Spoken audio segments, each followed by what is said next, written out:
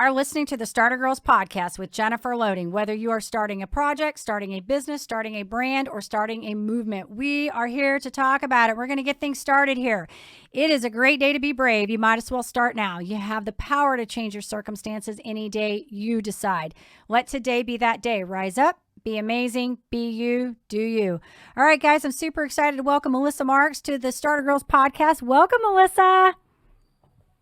Hi, how are you? I just looked at the background and I saw something. I said, "Oh no, I better move that." It's So yeah, our I'm here. It's all right. We are super excited to have you here. So I'm going to tell our listeners a little bit about you, and then we are going to jump in and start chatting. I love So it. Melissa Marks is the founder and chief mindfulness officer of Your Mindful Edge. She primarily coaches self-described overthinkers, high performers, and type A personalities to become even better at reaching their goals through meditation, mental focusing, and relaxation techniques. She's a mindfulness coach, licensed professional counselor, certified art therapist, certified meditation teacher, and certified yoga instructor.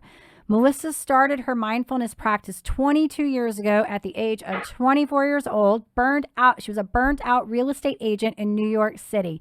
She has been teaching mindfulness since 2005 and is also a frequent presenter at many executive meetings and conferences. Melissa will also be appearing in season 2 of the new reality series, The Social Movement, available on Amazon Prime. I was so excited when I saw that, Melissa. I'm like, I'm going to have to go check that out. Hello, you are amazing. Oh my gosh.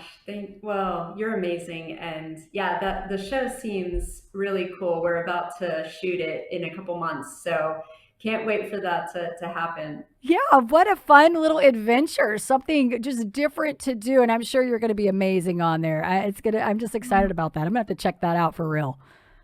I love it. Awesome. I love it. So yeah, so I want to talk about this because you've been doing this for quite some time. You were a real estate agent, moved out, out to that into this. What brought you to this? Like other than being burned out, was there anything that kind of inspired you or just really led you to this different calling? Absolutely. It's a good question. When I was growing up, I was really a little tightly wound stress ball and just having a lot of pressures that I placed on myself to be perfect or please people, whatever it may be. And it created a lot of stress and worry and anxiety through life. And it really just, it came to that kind of critical moment where I knew that I needed to make a change.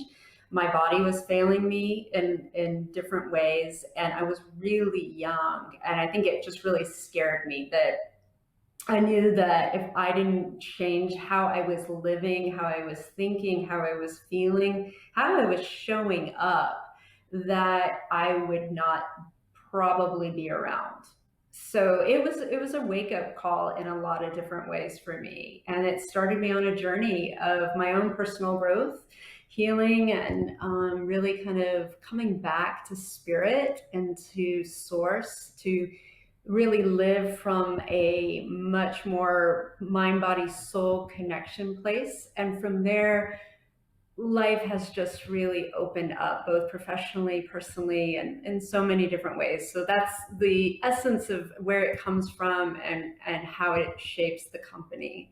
I love that. And so I'm thinking about all of this and a couple things are just kind of resonating with me, but also the fact that you came to this journey, like the commencement of this journey at such a young age, because, you and I both coach people and we in different ways. And one of the things that I was coaching someone today and I was talking about just how it had taken me 20 years. We all go on our own journey at our own time, but it had taken me really, almost 20 years, maybe not 20, 19. We'll give a little grace here, but for me to really get to a point where I was like, you know what?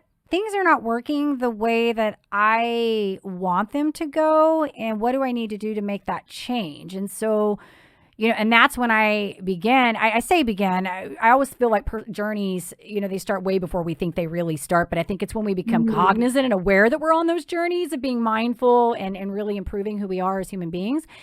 And so that's when I Yeah. began. So I'm absolutely impressed that you hit this point at such a young age. And you're probably finding the same thing that I am, that there are so many more people now that are younger, that are aware of that and are looking to, how do I be better at who I am? As how do I show up more presently? You know what I mean? And be Mm. mindful.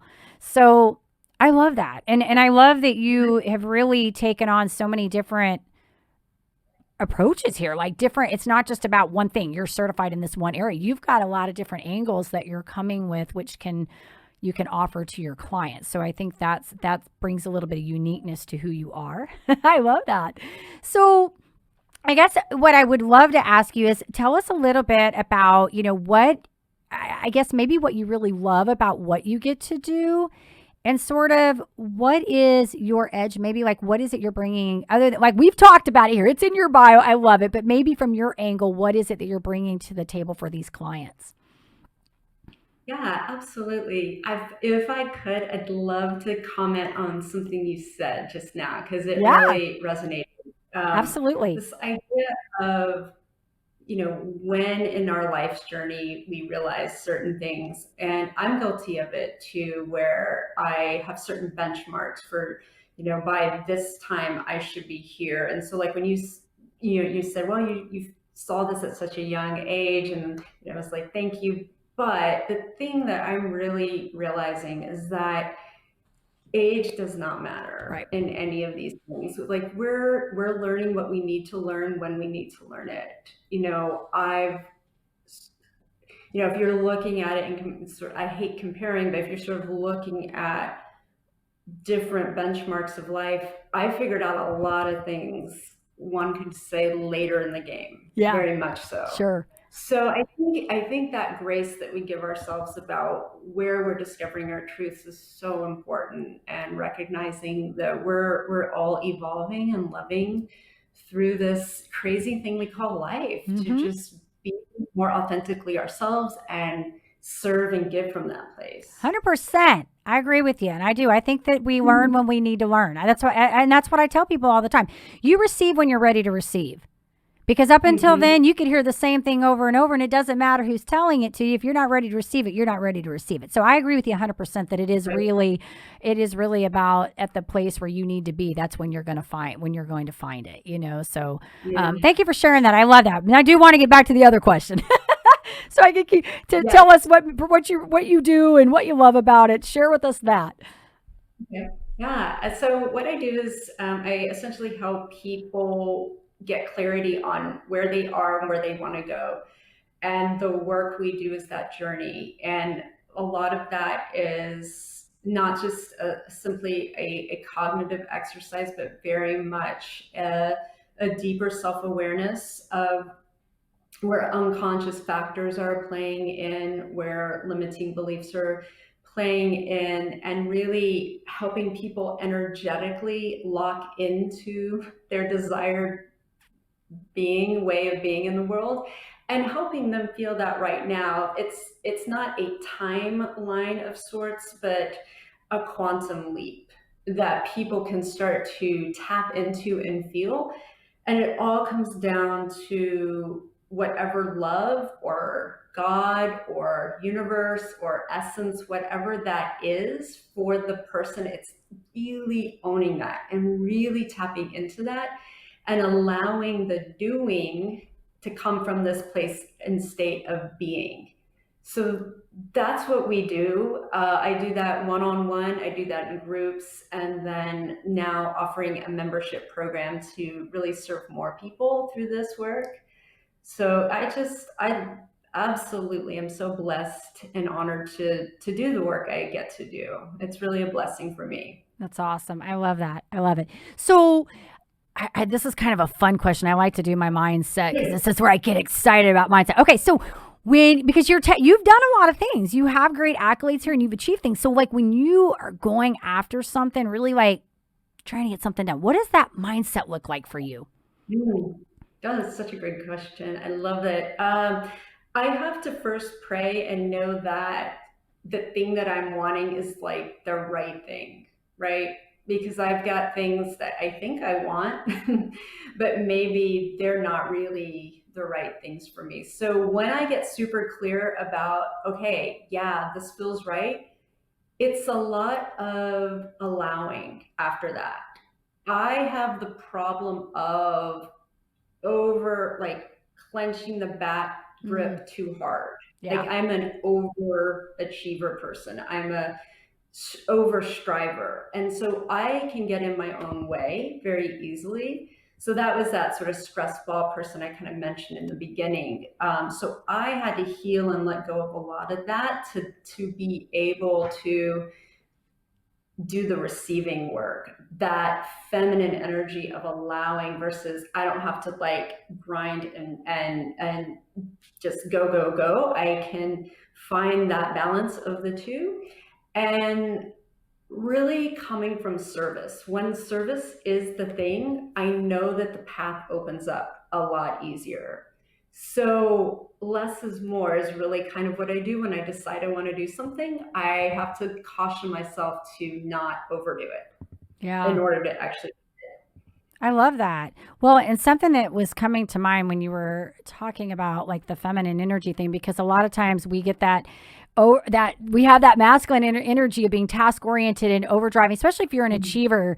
I had Mhm. a gal come on my show a few weeks ago, Roya Mattis. She is also a coach, and she's done like a lot of John Maxwell and different things, but she Mhm. does a lot of talk on the feminine and masculine energy about how women can be successful but still be women, because we get very wrapped up in our, we got to achieve, we got to be task oriented, and Mhm. in the world that we're living in now, many women are wearing dual hats here. I mean, they're moms, they're breadwinners here, breadwinners here.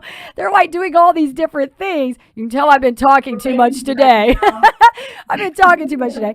But we get wrapped up in that very task oriented zone. And so I can certainly see that. And that's probably, I think what's great about what you're doing is that, being as a coach, it's when you're in that place, it's easy for you to look at that and be like, okay, this is where I'm coming from. Now I can show you what works. This is what I've done. Mhm. So I love all that. Thank you for sharing all that mindset.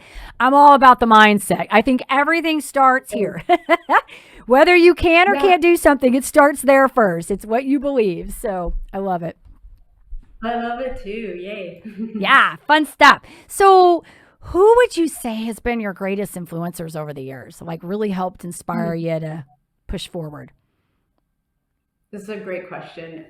Certainly, a lot of great early influences stemming back to my grandfather, who was an immigrant and kind of came over as an orphan and blah, blah, blah. Just that whole beautiful story that I won't go all into, but just early influences stemming from family all the way to people that I find influential today are women who are vulnerable. They use their essence, their journey to inspire others. And people that I think about like that are people like Oprah, Brene Brown, Glennon Doyle, also spiritual entrepreneurs, people who are really trying to bring more consciousness or love or their true passion into the world. Those people really inspire me. People like Susie Batiste, who's here locally, um, people like that are bridging business with uh, things that are important to them, like serving others, love, spirit.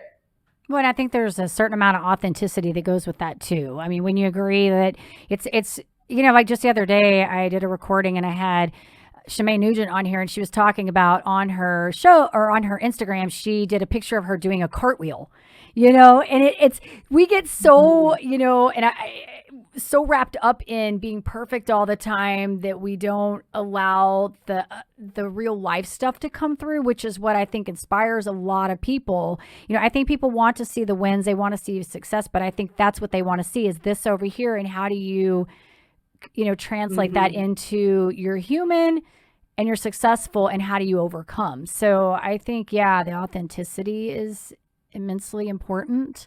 Those are I all do. great. I think that you're hitting on like what is the essence of what probably you do in your work and what I do in my work is I think most people understand what's not working, but the tools for how to move through that such that you are stronger because of it. And there's the pottery kintsugi, where wherever it's cracked is where it's most beautiful. That gold running through to hold the cracked pottery together. It's this old Japanese art. They would purposefully, like the kings, and they would purposefully crack these expensive vases so that they could be remade. And we're stronger in those broken places. That's what Hemingway said, and in A Farewell to Arms. So it's this notion that if we hold on to that, stay with it, love through it, the gems are there. And people that walk that path are beautiful, beautiful influences in my life. Thank you for putting those in words like that. I love that picture, just that, how you laid that all out. It was so nice. Thank you for that. Oh, So, thank you. how, Melissa, in your eyes, how do you define success? What does that look like for you? Another great question. It's serving others. When I get that right and I'm leading with heart, leading with love, and I'm more interested in how the other person is receiving, everything is better, right? Like in full disclosure, a little bit nervous, haven't done a podcast interview in a while. And I was like, oh man, because I like being on your side. I like to be the one asking Yeah, the questions. sure. So this is more vulnerable, right? But when we can tune into that, that's the essence of I'm here to talk to you, right? Sure. First and foremost. So when we put ourselves in the position of serving, of communicating something, and less about us and that self consciousness, we're able to serve at our highest.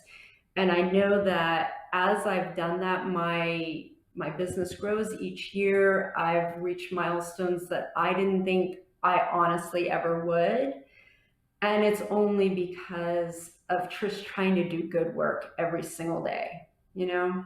Yeah, that's beautiful. No, and I agree with you 100%. It's really just taking, we always used to talk about this, really just taking yourself out of the equation. You know, how can you help Yeah. other people be better? And when you're really working from that place, I always use the term when I used to train and on my teams, we heard the saying, like, when you take the pennies out of your eyes, the dollars happen. When you stop worrying about trivial things and really Mm-hmm. get, into serving other people, helping other people be better, that's when the things fall into Mm-hmm. place. That's when the opportunities line up. It's your passion is meeting the opportunity. It all comes together. So I love how you put that. I think that's incredible. Success is so different for everybody. It's just really different. But I can absolutely resonate with yours right there. So I think that was awesome. So I want to ask you. I'm going Welcome. to switch gears a little bit on you. These are fun, super easy questions. You'll be totally fine. So, are you Thank you. a morning or a night person? Morning. Morning. I love it. That means you're ready to go. You get up and you're like on it. Got it all going. I'm Yeah. so funny. I It's get up in the morning. productive. Do what? It's my most productive. Yeah, Yeah. I get up in the morning and I'm like super task oriented. Like I'm like in the zone, and then it's at night. That's when I get creative. Like it's when all the like ideas start coming around. So love that. All Nice. right. Are you a cat or dog person? Dog person. However, my wife is a big cat person, and so because of that, I've developed an affinity for cats. Gotcha. But my heart is dog. Definitely dog, huh? We have both, and then a few extra. We have a Mhm. menagerie in my house. I'm like, anybody wants to borrow some pets? I probably have one for you to borrow. So, Yes, we have a mixed animal house too, so that's nice. yeah, absolutely, absolutely. And Melissa, what would you say is your favorite food? Italian food. I've eaten a lot of it lately too, because I just got married again, and woo, yes, Italian All love. right, awesome. Do you like all Italian food, or is there anything like in particular that you like? I like a vodka sauce, a good spinach, anything that has like vegetables in it, but like a spinach ravioli would be like a decadent, yummy Yeah, treat. Sounds good. Yeah. I'm hungry right now. We should probably stop talking food. I'm like, my stomach's growling. I'm like, that sounds good. That sounds good. And if you could be any superhero, hero, or character for a day, what would you pick? I don't know if it has any name, but what I envision is being able to fly, like anywhere. Well, let's Is think. There's, there a good name? Because I don't live in that Marvel world as yeah. some people do, where I know like the right thing to say, but it involves being able to fly. Well, you So know what mine is. I always pick Tinkerbell. She can fly, but that's I also, adorable. yeah, but I also like Captain Marvel because I think she's kind of a badass, you know. But Tinkerbell can like do damage because she's cute and she has a wand. So That's think about it. adorable. Okay. Like, so every time I Yeah, say that, people are like, yeah, I could totally see Tinkerbell. You know? that's So it could be, awesome. it doesn't necessarily have to be a Marvel. It could be whatever you want. So like there's Superwoman, who else? Wonder I like Woman. Tinkerbell because I envision her being able to like deliver pixie dust and like, just kind of spread all the good love to everybody and she just kind of dances away. I I love love it. that. I love it. You're being way nicer than me because I'm thinking I'd be like, you're talking too much, Sting. But no, I think it's great. I love it. The optimism. No, you could do good things. But if you think about Tinkerbell, you know, she's always like nagging Peter Pan. You know, she's always behind him, like griping at him. You know, so I mean, Yeah, yeah, cool sass. exactly, a little sassy. So I love it. I love it. So any before I start wrapping this up here, any like final, I mean, maybe final thoughts you want to give our listeners, or just maybe some success tips, anything that really is good that works for you, or just something you want to pass on. It's a great question. Well, what I typically do when I don't know the answer to something is I stop and just connect in with my breath for a moment. Would you indulge me that? Yeah, absolutely.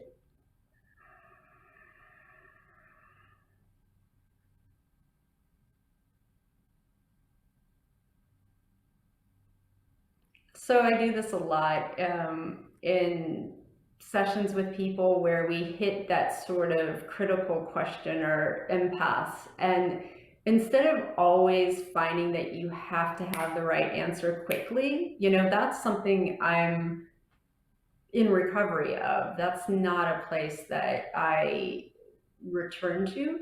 Source is quiet, it's still. And so I think maybe just leaving on that note that it's okay to pause.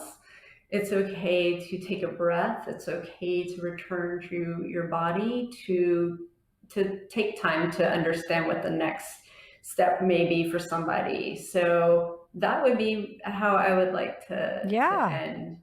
I We think can that's all do great. that anytime.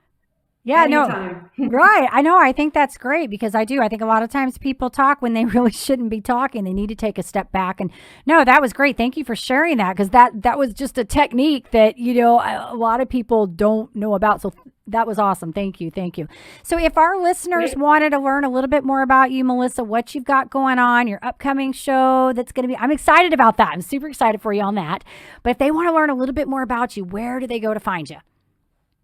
Sure. My website would be the best place. It's yourmindfuledge.com. And I'm going to be starting a new membership program. So folks could check that out there on the membership page within the website. So yeah, I would love to connect with people. If people have questions, they can email me. I'm happy to chat.